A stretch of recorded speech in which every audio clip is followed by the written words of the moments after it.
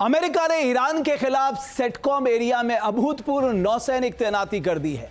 America ने Iran को चौतरफा घेर लिया है। मतलब एक साथ अरब सागर, ओमान सागर, पर्शियन गल्फ और भूमध्य सागर चारों ओर अमेरिकी नौसैनिक बेड़े का जमावड़ा लगा दिया है। सेंटकॉम एरिया में मौजूद अरब सागर को अमेरिका ने अपनी नेवल शिप से भर दिया है।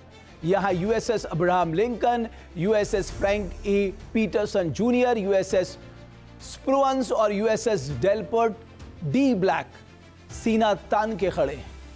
इसके साथ ही यूएसएस मैकफ्रॉल, यूएसएस पिंकनी भी खतरनाक हथियारों से लैस होकर समंदर में तैनात है। यूएसएस सांता बारबरा और यूएसएस तुलसा भी अरब सागर में लंगर डाले हुए हैं। वहीं ओमान सागर में यूएसएस माइकल मर्फी तैनात है। यह इलाके ईरान के बेहद करीब है और हॉर्मुज़ स्ट्रेट जैसे रणनीतिक ठिकानों के पास है। इसके साथ ही यूएसएस मित्शर भी ओमान सागर में मौजूद है। वहीं पर्शियन गल्फ की बात की जाए तो यहां यूएसएस कैनबरा तैनात है। यह वो इलाका है जहां से ज्यादातर अरब देशों का क्रूड ऑयल सप्लाई होता है। साफ है कि अमेरिका ने ईरान को समंदर में तीन तरफ से घेर लिया है। अब बचता है भूमध्य सागर, जहां हुई सैन्य तैनाती ईरान को दहला रही है। यहां भी अमेरिका ने बड़ा नौसैनिक बेड़ा उतार कर रखा है। इनमें USS Gerald R Ford, USS Bulkeley, USS Roosevelt शामिल हैं। इसके अलावा यूएसएस बहन, यूएसएस विंस्टन एस चर्चिल और यूएसएस बैनब्रिज भी भूमध्य सागर की लहरों पर सीना ताने खड़े हैं और ईरान को चुनौती दे रहे हैं। और आइए अब मैं आपको दिखाने की कोशिश करता हूं कि अमेरिका की इस घेराबंदी में अमेरिका ने अपने टारगेट कैसे सेट किए हैं। और सबसे महत्वपूर्ण है, ये टारगेट नहीं है साहब। कभी भी आप जब युद्ध लड़ते हैं तो आपको दुश्मन के जो केंद्र हैं उनके बारे में पता होना चाहिए, तभी तो आप उसमें आक्रमण कर पाएंगे, निशाना लगा पाएंगे, मिसाइल दाग पाएंगे, ड्रोन दाग पाएंगे, तभी तो B-2 बॉम्बर से उसको नुकसान पहुंचा पाएंगे। अब ये कैसे तैयारी कर रखी है, जरा इसे समझने की कोशिश करते हैं। अगर आप ध्यान से देखेंगे, ये जिसकी अभी हम बात कर रहे थे, जो भूमध्य सागर है, हाइफा पोर्ट जो है, हाइफा पोर्ट, यहां पर यूएसएस आर गेराल्ड फोर्ट कुछ समय में पहुंच जाएगा। अब यूएसएस गेराल्ड फोर्ट जब यहां पहुंचेगा तो आप सोचिए, जो ईरान का जो वेस्ट पार्ट है, यानी वेस्टर्न ईरान, इसको अपने पूरे निशाने पे वो ले लेगा।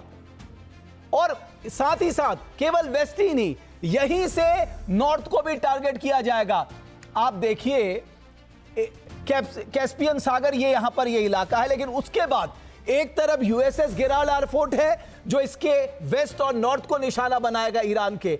अगर दूसरी तरह अगर हम यहां चले जाएं, यानी ओमान सागर में अगर हम चले जाएं, तो ओमान सागर में आपका यूएसएस अब्राहम लिंकन मौजूद है।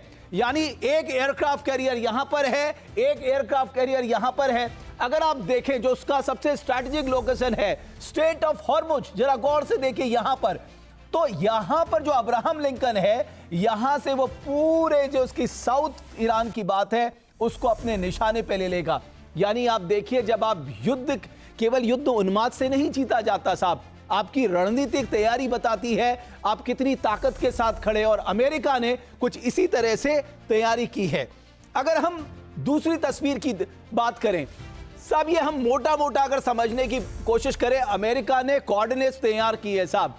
उन्हें मालूम है कि उन्हें कहां टारगेट करना है। अभी 26 तारीख को जिनेवा में तीसरे दौर की वार्ता है। अगर यह वार्ता विफल होती है तो उसके बाद साहब युद्ध होगा और भयानक युद्ध होगा। इसके संकेत बार बार मिल रहे हैं। लेकिन अगर तीसरी तस्वीर की अगर मैं बात करूं, यह सबसे महत्वपूर्ण है। अगर आप देखेंगे, जैसा मैंने आपको पहले भी बताया कि इस जगह पे अगर हाइफा पोर्ट आता है और ये भूमध्य सागर से, जहां पर कुछ ही दिनों में यूएसएस आर गेराल्ड फोर्ट पहुंचेगा, ये इस पूरे एरिया, देखिए कोऑर्डिनेट्स बिल्कुल तय है। यानी आपने केंद्र तय किए हैं कि आपको कहां निशाना लगाना है। आपको यहां निशाना लगाना है। खासकर आपका ये जो लाल निशान जो हम आपको दिखा रहे हैं, जितने लाल निशान हैं, ये सब अमेरिका ने अपने टारगेट सेट किए हुए हैं। बस उनको अमेरिकी राष्ट्रपति डोनाल्ड ट्रंप के आदेश की प्रतीक्षा है। यही मैंने आपको कहा, कैस्पियन सी है, यानी आपका वेस्ट और नॉर्थ जो है वो यहां से टारगेट किया जाएगा, यानी भूमध्य सागर से, और अरब सागर से जहां अब्राहम लिंकन मौजूद है यहां से आपका साउथ एरिया। ये देखिए आपके किस तरह से, अब ये कौन सी जगह है, ज्यादातर जगह मिसाइल सिटी है, ड्रोन सिटी है, और सबसे महत्वपूर्ण बात यही है जहां परमाणु कार्यक्रम का काम चल रहा है।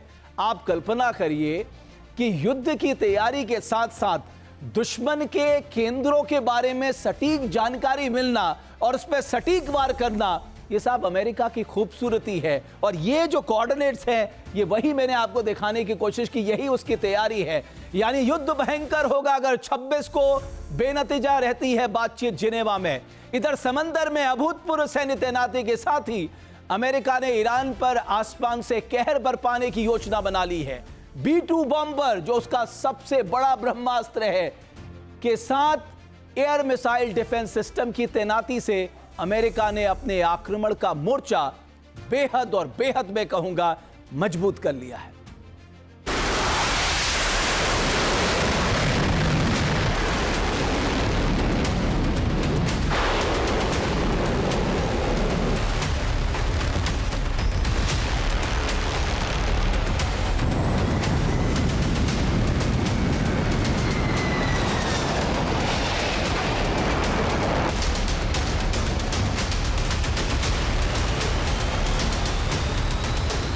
पर्शियन गल्फ के ऊपर F-16 फाइटिंग फाल्कन हुंकार भर रहे हैं।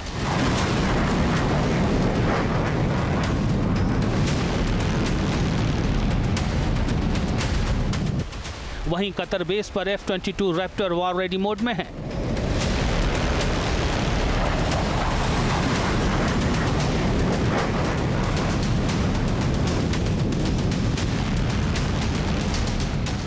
जॉर्डन बेस पर F-35 stealth fighter jet stand by mode में हमले के आदेश के इंतजार में तैयार खड़े हैं।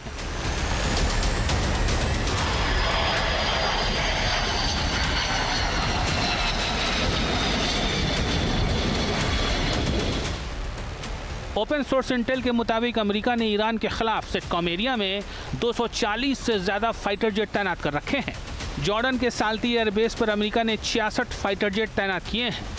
इनमें 18 F-35, 17 F-15 और 8 A-10 विमान शामिल हैं। इसके अलावा साल्ती में EA-18 इलेक्ट्रॉनिक वॉरफेयर प्लेन और मालवाहक विमान भी देखे गए हैं।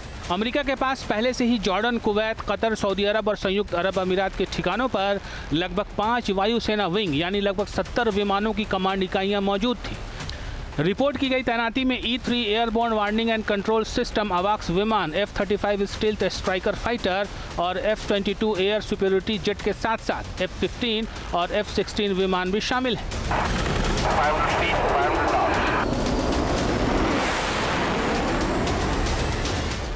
अमेरिकी एयरफोर्स की इस तैनाती में B-2 बॉम्बर का बेड़ा शामिल नहीं है। हालांकि ट्रंप के आदेश के बाद B-2 bomber ready to attack mode में अलग अलग बेस पर तैयार है। राष्ट्रपति ट्रंप को अपने B-2 बॉम्बर बेड़े पर बहुत भरोसा है।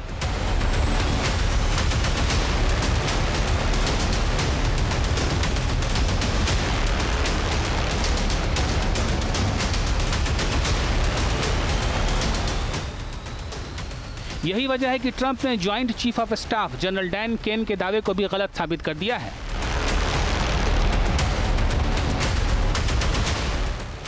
अमेरिकी चीफ ऑफ स्टाफ के मुताबिक ईरान पर हमला बेहद खतरनाक साबित होगा।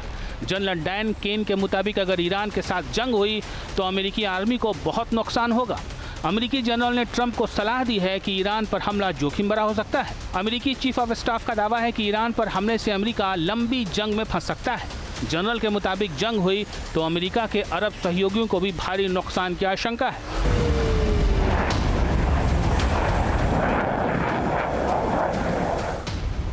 छब्बीस फरवरी को जिनेवा में तीसरे दौर की बातचीत से पहले अमेरिका ईरान के बीच तनाव चरम पर पहुंच गया है। अमेरिका ने लंबी जंग के संकेत के तौर पर कतर, बहरीन और लेबनान की एम्बेसी से गैर ज़रूरी स्टाफ वापस बुला लिए हैं। इस बीच दावा किया जा रहा है कि अमेरिका इराक से लगती ईरानी सीमा से ग्राउंड अटैक कर सकता है। इराक में मौजूद कतैब हिजबुल्लाह ने ईरान को सैनिकों के जमावड़े का अलर्ट भेजा है। ईरान के साथ तनाव के बीच पेंटागन ने बड़े पैमाने पर हथियारों की खरीद को हरी झंडी दे दी है। इनमें गोल्डन डोम, टोमाहॉक मिसाइल और लंबी दूरी के एयर टू एयर मिसाइलों वाला एयर डिफेंस सिस्टम भी शामिल।